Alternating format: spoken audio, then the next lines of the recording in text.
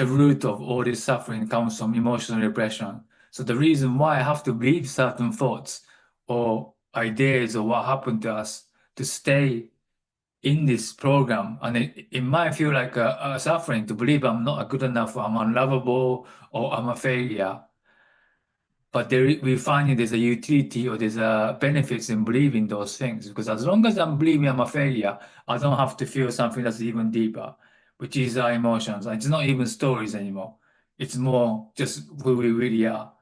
And we chose, some of us repressed anger and some of us repressed sadness or hurt. It kind of divided into two, but some of us repressed both of them. So that's what we do in KI, to make unconscious things conscious and connect it back to the root of suffering, which is emotional repression.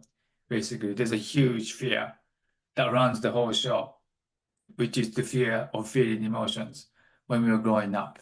And it's very, very hard to access that. I don't know any other modality that gets to emotion like we do, because we really have to keep the mind out when we actually go into the body.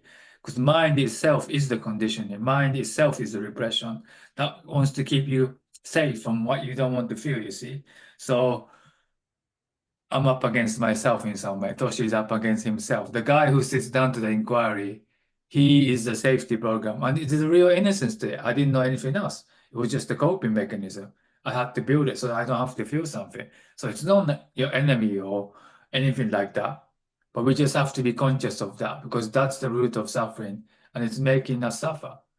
So all we can do is to make that conscious so we can actually see it for what it is. Not to feel good or not good or whatever it is. Because life sometimes don't feel good. But if you constantly have to chase good feeling or whatever, then we need to check that. And we have tools like that.